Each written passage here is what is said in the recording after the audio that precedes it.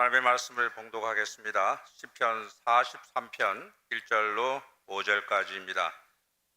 구약 성경 832면부터 해서 3면까지 되겠습니다. 시편 43편 1절부터 찾으신 분은 저와 함께 봉독하시겠습니다. 하나님이여 나를 판단하시되 경건하지 아니한 나라에 대하여 내 송사를 변호하시며 간사하고 불의한 자에게서 나를 건지소서. 주는 나의 힘이 되신 하나님이시거늘 어찌하여 나를 버리셨나이까? 내가 어찌하여 원수의 억압으로 말미암아 슬프게 다니나이까?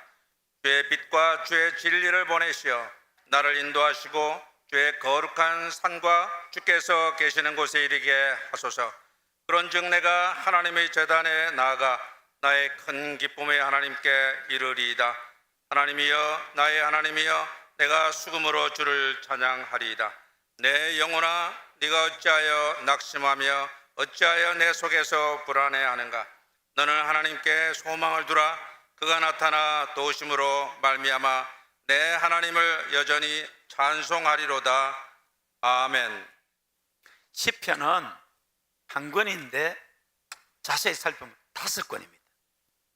5권에 150편의 시들을 묶어서 한 권 시편이라고 합니다. 이 시편에는 성도들에게 큰 힘과 용기, 은혜를 주고 성도들이 좋아하는 시들이 많이 있습니다. 저는 중고등학교 시절에 교과서에 나오는 시조 싹 다 외웁니다. 지금도 네버시 메시나니 수석과 송죽이라 윤선도 오후가 이런 거 다 외웁니다. 아주 시가 좋잖아요. 시편도 그렇게 좋은 시편들이 많이 있습니다. 그 중에서 시편 42편, 46편, 84편은 정말 주옥 같은 시편들입니다. 그런데 이 시편들의 표제를 보면은 고라 자손의 맞서길, 교훈, 시, 노래, 찬송시라고 써여 있습니다. 고라 자손이 누구입니까? 고라는 가룟 유다, 본디오 빌라도, 헤롯, 아합 왕같이 천하의 악인 중에 악인으로 기억되는 사람입니다. 믿는 사람들 중에 고라를 좋아하는 사람은 아무도 없을 것입니다. 많은 사람들이 자녀들의 이름을 성경 인물 중에서 찾아서 짓습니다. 우리 아이가 이 사람처럼 그런 믿음의 사람, 하나님의 사람 되기를 바라겠지요. 에녹, 노아, 모세, 요셉, 베드로, 바울, 한나, 에스더, 마리아, 룻, 안나, 호산나 뭐 이런 있죠. 예, 그렇게 합니다. 작년에 2024년에 미국에서 태어난 아이 중에서 가장 많은 이름이 노아였다고 합니다. 노아. 우리 신이가 이번 주 아니면 다음 주에 둘째는 아들입니다. 저보고 이름을 지어달라고 해서 기도하는 가운데 뭐 온갖 이름을 다 생각하다가 성경 이름을 지으면 좋겠다 해서 제가 노아라고 했거든요. 우리 집사람을 통해서 들려오는 소문이 안 한다 하더라고요. 어쨌든 제가 이름 몇 개 좀 하려고 합니다. 순산하도록 기도해 주세요. 어쩌면 오늘로 올 수 있습니다. 제가 이제 두 손주 손녀의 할아버지가 됩니다. 우리 선이는 아직 소식이 없습니다.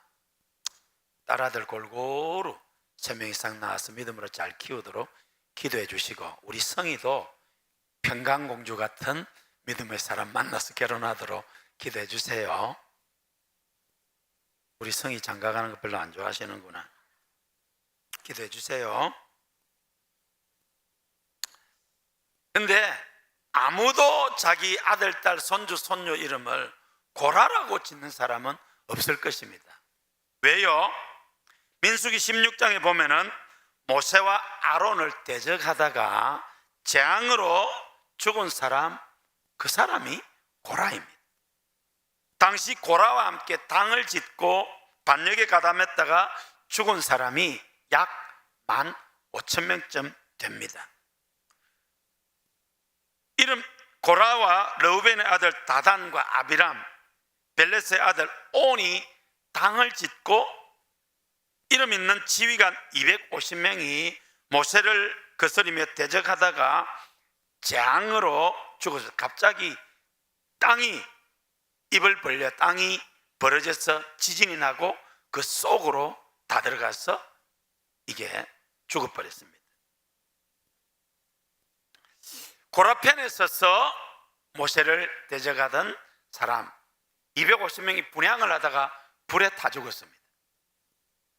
이튿날 이스라엘 백성이 이 사실을 알고는 모세와 아론을 원망하고 그리고 모세와 아론을 치던 사람들이 있었는데 14,700명이 연병으로 죽었습니다.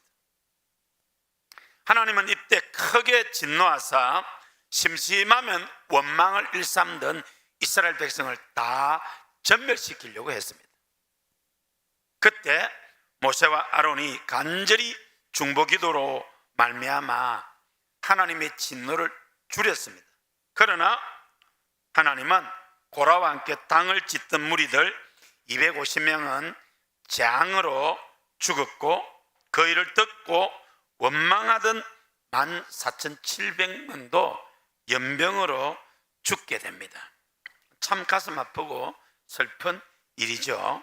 그런데 민수기 26장 9절로 11절에 보면은 고라의 아들들은 죽지 않았다라고 기록하고 있습니다. 우리 한번 읽어보시겠습니다. 다단과 아비람이라.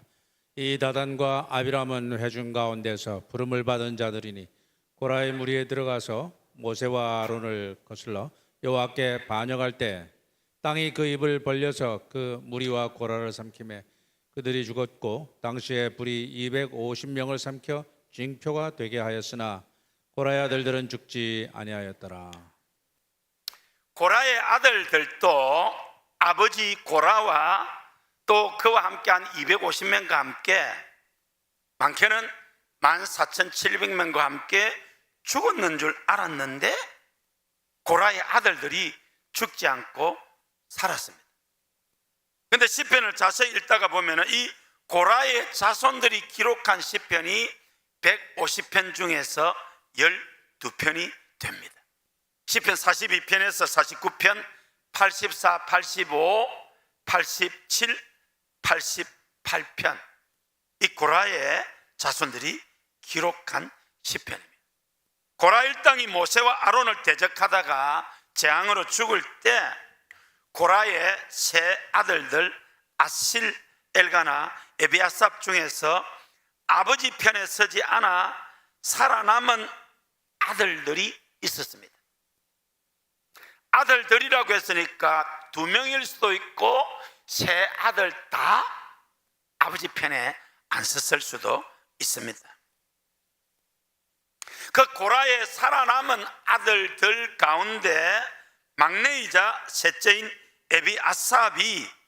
에비아삽의 자손들 중에서 많은 성도들의 사랑을 받는 이 주옥 같은 시편들을 남긴 후손들이 있었다는 것입니다. 참고로 저도 막내고 셋째 아들입니다. 무슨 반응이 없으시네. 고라는 재앙으로 죽었는데 고라의 세 아들들 가운데 죽지 않고 살아남은 아들들 가운데 막내이자 셋째 아들인 에비아삽의 후손들 가운데 이 주옥 같은 고라 자손의 후손들이 쓴 시편이 있다 그 말입니다. 저도 막내이자 셋째 아들이라니까요. 그런데 고라는 어떻게 그렇게 겁이 없이 모세와 아론을 대적했을까요? 궁금하지 않습니까? 또 굉장히 궁금했습니다. 그런데 성경에 나온 족보를 공부하다가 그 단서가 될 만한 사실을 발견하고는 더 깊이 연구하면서 큰 은혜와 도전을 받았습니다. 고라의 아들들은 모세를 대적하던 아버지 편에 서지 않아서 죽지 않고 살았습니다. 더 놀라운 사실은 그 고라의 16대 후손이 누구인지 아십니까? 사사 시절 이스라엘 백성들이 하나님을 떠나서 각자의 소견에 옳은 대로 행하던 그 타락하고 어두웠던 시절 이스라엘에게 여명의 빛을 비추고 새 시대, 새 역사를 여는데 쓰임받은 위대한 지도자 사무엘. 이 사무엘이 고라의 16대 후손입니다. 할렐루야.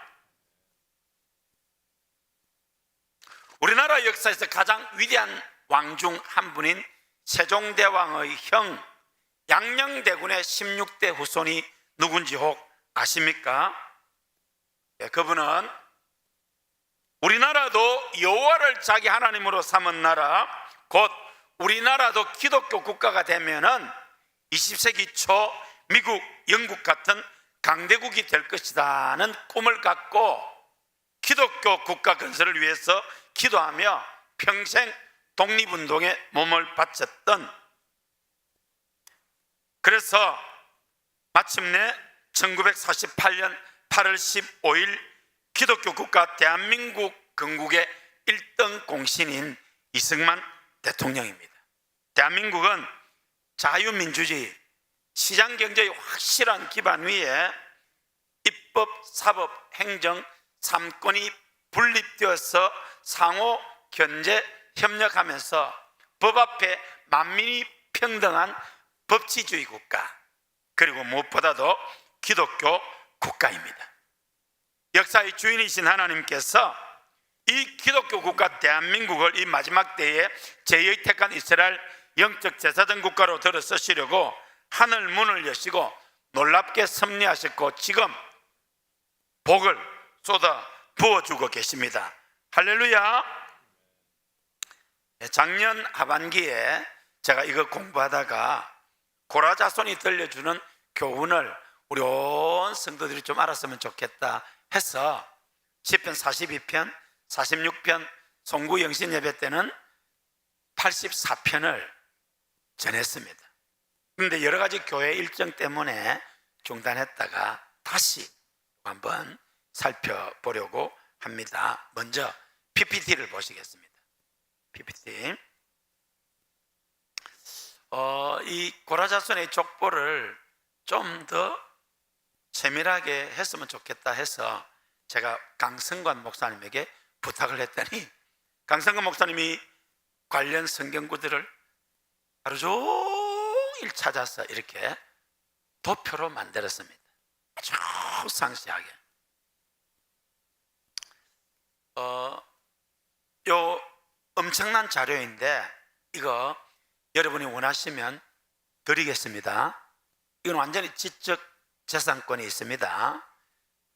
강성관 목사님한테 아이스크림이나 팥빙수나 커피 한 잔 사시고, 이거 하루 종일 걸린 거라니까요. 하루 종일 걸려도 이거 이렇게 만들 수 있는 사람 별로 없습니다. 모르겠도 아마 하승만 교수님도 힘들 거예요. 이거 뭐 찾을 수는 있지만 이 도표로 하실 수 있겠어요? 하루 만에 한 일주일 그리면 모를까. 할렐루야. 꼭 이거 여러분 강성관 목사님한테 차 한잔 사고 하세요. 너무너무 좋습니다. 자, 고라가 누구냐? 레위의 자손입니다. 레위에게는 세 아들이 있었습니다. 게르손, 고앗, 모라리. 이 레위의 세 아들 가운데 둘째 아들 고앗에게는 아므람, 이스라엘, 헤브론, 우셀이라는 이 네 아들이 있었습니다. 그 중에 아브라함의 첫째, 고앗의 첫째 아들 아므람에게서 미리암, 아론, 모세가 태어나고, 둘째 아들 이스라엘에게서 고라, 네벡, 시그리 이렇게 태어났습니다. 그러니까 모세와 고라가 사촌이다 그 말입니다. 자, 다시 모세와 고라가 모세를 대적하다가 재앙을 받아 죽었잖아요. 그럼 모세와 고론이 족보가 어떻게 되느냐? 믿음의 조상 아브라함의 아들 이삭, 그 이삭의 아들 야곱에게는 12아이들이 있습니다. 12지파. 그 12자녀들 가운데 셋째 아들이 레위입니다. 이 레위에게는 세 아들이 있었고, 둘째 아들 고핫에게는 4아들이 있었습니다. 그 고핫의 4아들 가운데 첫째 아들 아므람에게서 아론과 모세, 미리암이 태어나고, 그리고 둘째 아들 이스라엘에게서 고라와 네벡과 시글이 세 아이가 태어났습니다. 그러니까 모세와 고라가 사촌지간이다 그 말이죠. 예? 자, 이 지도에 보면은 요 지도 속에서 고라가 재앙으로 죽었잖아요. 근데 고라의 세 아들들 가운데 고라의 아들들은 죽지 않았다 했으니까 어쩌면 세 아들 다 아버지 편에 안 서고 살았을 수 있습니다. 근데 정확하게 안 하고 그냥 아들들이라고 했기 때문에 어쨌든 그 세 아들들 가운데 셋째이자 막내인 에비아삽의 후손들이 쭉 내려오면서 레위 지파로서 하나님께 수종들다가 16대 손 사무엘이 나왔다 그 말입니다. 놀라운 일이 아니에요. 이게 가문의 영광입니다. 할렐루야. 자, 모세의 여기 보면 아론의 후손 가운데 엘리가 나오죠. 그죠? 이거 보이잖아요. 그죠? 엘리의 두 아들 홈니와 비나스 나오잖아요. 요 아론의 후손 엘리 제사장 때 이 사무엘이 어린 아이가 되어서 엘리 제사장에게서 훈련을 받습니다. 그런데 이 사무엘은 하나님의 음성을 듣고 이스라엘의 새 역사를 가져옵니다. 그런데 엘리 제사장은 자녀 교육에 실패해서 홈니와 비나스가 한날 한시에 죽고 법궤를 빼앗기고 그 소식을 듣고 엘리도 넘어져서 목이 부러져 죽고 그 소식을 듣고 며느리가 아이를 낳다가 아이 이름을 이가봇, 하나님의 영광이 떠났다 하고 죽습니다. 여러분, 이거 굉장히 중요한 우리 교훈을 줍니다. 자, 아론은 이스라엘의 종교 최고 지도자잖아. 그렇게 해서 계보를 쫙 제사장 계보를 이어오다가 엘리 제사장까지 왔는데 패가 망신했잖아요. 고라는 겁없이 모세와 아론이 사촌이라고 그렇게 덤비다가 재앙으로 죽었잖아요. 저주받은 거잖아요. 근데 그 16대 손에 사무엘이 나온대. 정말 놀라운 일인데 이 정도 하고 다음에 좀 더 세밀하게 살피려고 합니다. 여러분 꼭 강성관 목사님한테 연락해서 이렇게 하시고 하세요. 알아서 하세요. 여러분, 고라가 어떻게 이렇게 겁없이 모세와 아론에게 덤볐느냐? 사촌이다가 말이에요. 모세와 아론의 어린 시절을 고라가 잘 알잖아요. 여러분, 지금까지 살면서 허물과 실수와 부끄러움이 없는 사람 누가 있습니까? 모세와 아론에게도 그런 실수와 허물과 부끄러운 일이 있었을 겁니다. 그걸 고라가 다 안다 그 말이에요. 그런데 어느 날 모세는 이스라엘의 최고 지도자고 아론은 종교 지도자고, 아니 똑같은 레위 지파로서 그렇게 하는데 니나 내나 똑같은데 요게 불만이다. 오늘 우리가 이런 실수 겁없이 할 수 있습니다. 전두환 대통령은 육군사관학교 11회 졸업생입니다. 육사 11회 동기 중에 노태우 대통령도 있고 김복동 장군, 정호용 장군 같은 분들이 있습니다. 그런데 제가 알기로 육사 11기 가운데 가장 덕망이 있고 1인자라고 할 사람이 김복동 장군이라고 합니다. 근데 김복동 장군이 자기 동기 노태우를 잘 보고 자기 여동생 김옥숙 여사를 노태우 대통령과 결혼하게 했지요. 근데 그렇게 이제 전두환 대통령이 되고 그 다음에 노태우가 대통령 후보가 됐단 말입니다. 그 정호영 씨가 볼 때 아니 지금 내보다도 잘했다고 볼 수 없는데 하면서 노태우가 대통령 후보 시절에 아주 별로 냉대를 했대요. 노태우 대통령이 딱 마음이 끼고 있다가 대통령 딱 되고 난 뒤에 정호영은 그냥 사라져 버렸습니다. 왜 그랬을까요? 정호영 장군이 볼 때 네가 내가 아니 육사 그 다음에 군생활 할 때 내가 네보다 나은데 네가 뭐 대통령 후보 이렇게 했는데 그렇게 했다 그 말이죠. 고라도 모세와 아론에 대해서 이런 마음을 가지고 있었지 않았나라고 추적을 합니다. 어느 날 모세가 이스라엘 모두의 지도자가 돼요. 그리고 사촌 아론은 종교 지도자가 됐어.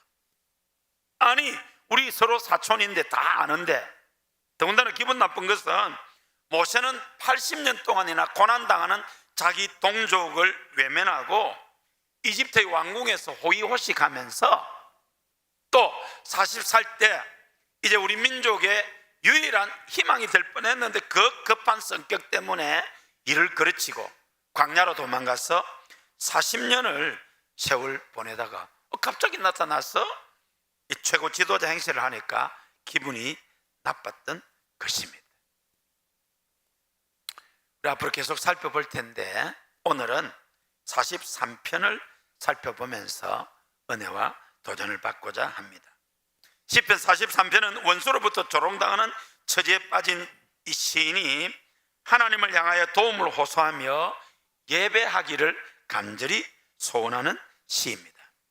예루살렘 하나님의 전을 사모하면서 하나님을 예배하고자 하는 강한 열망이 잘 드러나 있습니다. 내 영혼아 네가 어찌하여 낙심하며 어찌하여 내 속에서 불안해하는가? 너는 하나님께 소망을 두라. 그가 나타나 도우심으로 말미암아 내가 여전히 찬송하리도다 라고 42편 43편에서 똑같은 고백을 3번이나 합니다. 여기 하나님께 소망을 두라는 성경은 원어로 기다리다 바라다라는 사역 명령형입니다. 낙심 가운데 어려운 환경 속에서 힘들어하고 하는 자기 자신을 향하여서 그 환경을 바라보지 말고 하나님께 소망을 두라는 것입니다. 그러면 하나님께서 역사하실 것이다. 그렇게 스스로를 격려하며 하나님의 은혜를 구하고 있는 것입니다. 왜 우리의 마음이 불안합니까? 왜 알 수 없는 슬픔과 절망이 우리 속으로부터 올라옵니까? 힘든 환경과 연약한 내 자신을 바라볼 때 믿음이 약해지는 것입니다.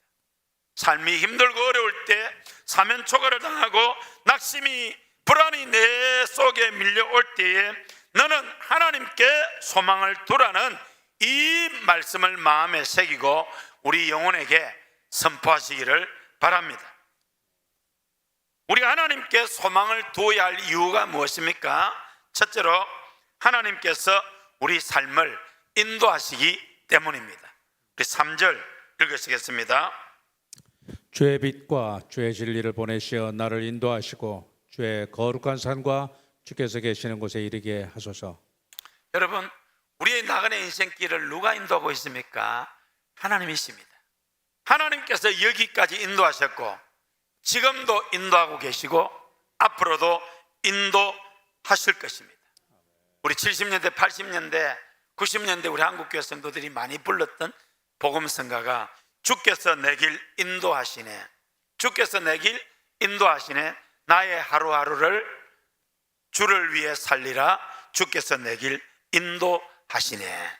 하나님께서 여러분의 삶을 지금까지 인도하셨고 지금도 인도하시고 앞으로도 인도하실 줄로 믿으시기를 바랍니다. 두 번째로 왜 하나님께 소망을 두어야 합니까? 하나님이 내 삶의 기쁨이 되시기 때문입니다. 4절 읽으시겠습니다. 그런즉 내가 하나님의 제단에 나아가 나의 큰 기쁨에 하나님께 이르리이다. 하나님이여 나의 하나님이여 내가 수금으로 주를 찬양하리이다. 그렇게 낙심되고 절망적인 상황 속에서 나의 큰 기쁨이 되신 하나님을 바라보며 소망을 가지라는 것입니다. 여기서 나의 큰 기쁨으로 번역된 성경 원어는 나의 기쁨이 되시고 또 기쁨이 되시는 하나님, 기쁨 중에 기쁨이 되시는 하나님. 할렐루야. 하나님이 기쁨의 근원이십니다. 하나님은 세상이 줄 수 없는 기쁨, 세상이 알 수 없는 기쁨, 세상이 빼앗아갈 수 없는 기쁨을 우리에게 주십니다. 할렐루야. 느헤미야 8장 10절에 이날은 우리 주의 성일이니 근심하지 말라, 여호와로 인하여 기뻐하는 것이 너희의 힘이니라. 할렐루야. 기쁨 중에 기쁨이 되시는 하나님으로 인하여 기뻐하는 것이 우리의 힘이 되는 것입니다. 이 시인은 하나님의 인생 최고의 기쁨이 되기 때문에 하나님께 소망을 두라고 했습니다. 사도 바울도 빌립보 감옥에서 우리를 향하여 기뻐하라고 했습니다. 빌립보 3장 1절 읽으시겠습니다. 끝으로 나의 형제들아 주 안에서 기뻐하라. 너에게 같은 말을 쓰는 것이 내게는 수고로움이 없고 너에게는 안전하니라. 여러분, 복음 때문에 억울하게 감옥에 갇혀 고난당하는 바울은 감옥을, 환경을, 그 억울한 상황을 보지 아니하고 하나님으로 인하여 기뻐하라고 했습니다. 주 안에서 기뻐하라. 너희에게 같은 말을 쓰는 것이 내게는 수고로움이 없고 너희에게는 안전하니라. 주 안에서 기뻐하라. 하나님을 기뻐하는 것이 우리의 힘이니라. 할렐루야. 예수님 안에서 기뻐하시기를 바랍니다. 4장 4절에 주 안에서 항상 기뻐하라. 내가 다시 말하노니 기뻐하라고 했습니다. 하나님을 기뻐하는 것이 우리의 힘입니다. 하나님을 기뻐하면 우리의 소원을 이루어 주십니다. 시편 37편 4절 읽으시겠습니다. 또 여호와를 기뻐하라. 그가 네 마음의 소원을 네게 이루어 주시리로다. 할렐루야. 여러분, 하나님을 기뻐하는 것이 우리의 힘이 되고 하나님을 기뻐하면 여러분의 소원을 하나님이 이루어 주신다는 것입니다. 주 안에서 항상 기뻐하는 여러분 되시기를 주님의 이름으로 축원합니다. 여러분, 우리가 주님을 위해서 새벽부터 늦은 시간까지 여러 모양으로 봉사를 하고 또 이 어려운 때도 그 귀한 물질을 기쁨으로 드리는 이유가 무엇입니까? 하나님의 은혜를 깨달았기 때문에. 그래서 기뻐서 섬기고 기뻐서 드리고 기뻐서 헌신하는 것입니다.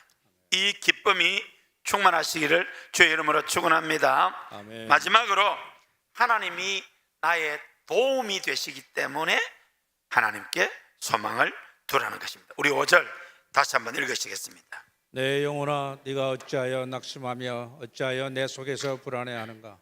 너는 하나님께 소망을 두라. 그가 나타나 도우심으로 말미암아 내 하나님을 여전히 찬송하리로다. 하나님이 나타나 도우심으로 말미암아 내가 여전히 하나님을 찬송하리라 했는데, 여기 도우심이라는 성경원의 뜻은 하나님께서 하나님을 바라는 백성들을 보시고 그 백성들이 당하는 고통과 어려움을 해결해 주신다는 것을 표현할 때 하나님이 나타나 도우심으로 말미암아 라고 했습니다.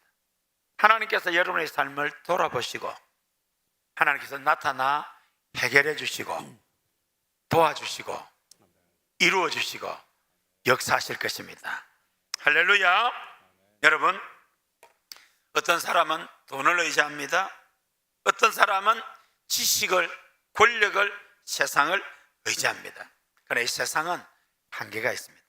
또 우리 하나님은 영원 불변하신 하나님이십니다. 돈이 없어도, 권력이 없어도, 지식이 없어도, 가진 것이 없어도 살아계신 하나님을 바라보고 믿음으로 나가면 전지전능하신 하나님께서 우리 삶에 은혜와 복을 주실 줄로 믿습니다. 미국의 저명한 작가 데일 카네기가 자동차 왕 헨리 포드를 만나서 인터뷰했다고 합니다. 그때가 헨리 포드 78세 때입니다. 데일 카네기는 헨리 포드를 만날 때 자동차를 개발하고 회사를 경영하면서 큰 어려움이 많았으니까 얼굴에 인생의 고난이 쓰여 있을 것이다 라고 생각하고 갔는데 포도 할아버지를 보니까 온화한 표정으로 편안한 가운데 있는 것을 보고 질문을 던집니다. 회사를 경영하면서 피로를 느끼거나 걱정되는 일이 많았을 텐데 어떻게 그렇게 평안하십니까? 할 때에 포드가 나는 아무 염려가 없습니다. 내 모든 짐을 지켜주시고 해결해 주시는 하나님을 믿기 때문에 하나님께서 나를 주관하시고 내 인생을 책임지시고 돌봐주시기 때문에 걱정이 없습니다. 모든 것을 하나님께 맡기고 기도하고 하나님을 의지하면 하나님께서 형통케 해 주실 것입니다. 그러므로 저는 걱정하지 않습니다. 왜냐하면 하나님이 제 확실한 도움이시기 때문입니다 라고 고백했다고 합니다. 여러분, 여러분의 삶에 도움이 되신 하나님을 바라보고 하나님을 의지하고 믿음에 견고하시기를 바랍니다. 헨리 포드가 자동차 왕국을 일으킬 때 유명한 일화가 있습니다. 이 자동차가 있으면 좋을 텐데 하고 막 투자를 했는데 될 듯 하면서 안 돼요. 돈도 다 떨어지고. 그런데 조금만 더 하면 되겠는데 근데 돈이 없어요. 그래서 아내에게 여보 조금만 더 연구 개발하면 되겠는데 돈이 없는데 우리 집을 팔아서 합시다. 그랬더니 헨리 포드의 아내가 남편의 그 간절한 소망을 알기 때문에 좋다고, 그럼 당신 소원대로 우리 집을 팔아서 자동차를 개발합시다. 한 가지 조건이 있다. 동네 부끄러우니까 이사 가자고. 그래서 좀 맨날 대도하는 거 한다 말아먹었다 이렇게 하는데 그 말을 듣고 집을 팔고 디트로이트로 이사 가서 자동차를 성공했습니다. 그래서 디트로이트가 자동차 도시고, 그리고 거기에 거대한 포드 박물관이 있습니다. 천국 간 저희 누님이 디트로이트 다운타운에서 사업을 하고 또 근교에서 살았기 때문에 제가 디트로이트 포드 박물관 거기 2번이나 갔습니다. 가보면은 여러분도 디트로이트 가게 되면 꼭 가보세요. 하루 종일 걸려서 볼 것들이 많습니다. 보면은 어느 한쪽 캔에 헨리 포드 일가에 관한 것들을 해놓은 요만한 벽면이 있습니다. 그 벽면에 이만한 액자에 다음과 같이 써놓았습니다. The Dreamer, 헨리 포드는 꿈꾸는 사람. 그 밑에 The Believer, 믿어준 사람. 그 글귀가 있습니다. 제가 확인을 했습니다. 네, 그 박물관에. 헨리 포드가 사람도 차를 타고 빨리 갈 수 있을 것이다 라는 꿈을 꾸고 포기하지 않고 하나님의 도우심을 바라고 연구해서 자동차를 만들었고, 포도의 아내는 그런 남편을 믿고 뒷바라지를 해서 마침내 이러한 포도 왕국을 이루었다. 그래서 그 박물관 한 켠에 The Dreamer, The Believer 이렇게 해놓은데 굉장히 감동을 받았습니다. 사랑하는 성도 여러분, 우리는 하나님께 소망을 두어야 합니다. 왜요? 하나님께서 우리 삶을 여기까지 인도하셨고 지금도 인도하고 계시고 앞으로도 인도하실 것이기 때문입니다. 할렐루야. 우리 옆 사람하고 축복합시다. 하나님께서 우리 성도님의 삶을 인도하고 계십니다. 아멘 합시다. 크게 아멘 합시다. 할렐루야. 두 번째로, 하나님께서 내 삶의 기쁨이기 때문에 우리는 하나님께 소망을 두어야 합니다. 하나님을 기뻐하는 것이 우리의 힘입니다. 하나님을 기뻐하면 우리 마음의 소원을 이루어준다고 약속하셨습니다. 우리 옆 사람 축복합시다. 하나님으로 인하여 기뻐합시다. 하나님을 기뻐하는 여러분 되실 주의 이름으로 축원합니다. 세 번째로, 하나님이 여러분의 도움이 되시기 때문에 하나님께 소망을 두어야 합니다. 우리 옆 사람 축복합시다. 하나님께 소망을 둡시다. 하나님으로 인하여서 기뻐합시다. 하나님이 여러분의 삶을 인도하실 것입니다. 내 영혼아, 네가 어찌하여 낙심하며 어찌하여 내 속에서 불안해하는가? 너는 하나님께 소망을 두라. 그가 나타나 도우심으로 말미암아 내가 여전히 찬송하리로다. 우리 함께 찬송하며 기도하겠는데요, 하나님은 여러분의 삶을 여기까지 인도하셨고 지금도 인도하시고 앞으로도 인도하실 것입니다. 할렐루야. 하나님이 여러분의 삶의 기쁨이 되십니다. 하나님을 기뻐하는 것이 우리의 힘입니다. 하나님을 기뻐하면 하나님이 여러분의 마음의 소원을 이루어 주실 것입니다. 우리 삶에 궁극적 도움이 있는 하나님께 소망을 두고 감사와 기쁨이 충만하고 은혜와 복이 넘치는 삶을 사는 여러분 다 되시기를 우리 주의 이름으로 축원합니다. 축원합니다. 축원합니다.